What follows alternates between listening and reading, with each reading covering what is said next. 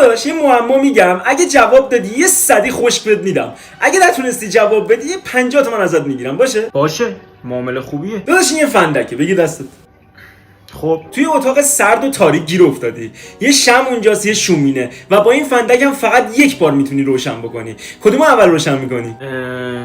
اول شومینه رو. نه، اول فندک رو روشن میکنی.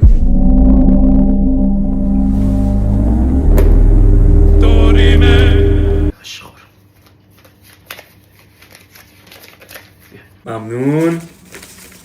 صحیح. خب یه معما نه نمیخوام دیگه، پاشو کافیمه. نه خب گوش بدین، یکی به سودته. اگه معما رو جواب دادی همین 51 که بهم دادی رو بهت میدم، همین صدی که قبلا گفتم. اگه جواب ندادی 50 تومن دیگه ازت میگیرم.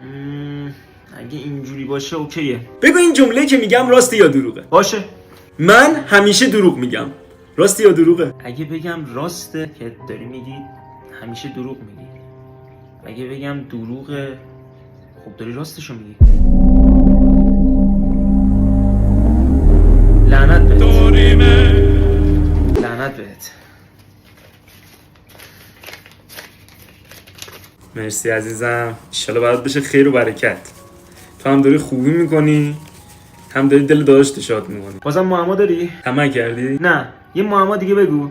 اگه نتونستم جواب بدم 200,000 تومان بهت میدم، ولی اگه تونستم جواب بدم کل پولا رو پس میگیرم. باشه. 3 تا در جلوت داری. خب یکی دریه که رو به آتیش باز میشه. یکی از درها به روی قاتل باز میشه که مسلحه و به محض ورودت شلیک میکنه. اوکی. اون یکی هم رو به یه ببر خیلی گشنه باز میشه که 3 سال غذا نخورده. کدوم درو باز بکنی امتره؟ دری که قاتل توشه. وقتی تیر میزنه جا خالی میدم.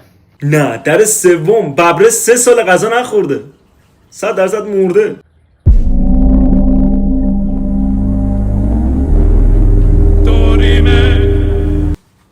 عجب خریم. متاسفانه خانواده‌ای داریم خنگ پرور، میشه خوب کاسبی کرد. بیشور درست حرف بزنه. اون فندک چیه دسته؟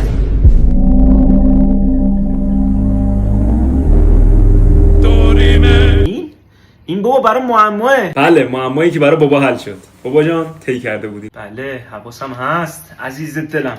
این مچگیری میلیون ها برای من ارزش داره. بابا به خدا این داد به من. مرسی. تنهاتون میذارم تا با هم اختلاط کنیم. یه لحظه وایسا توته است. بابا توته است.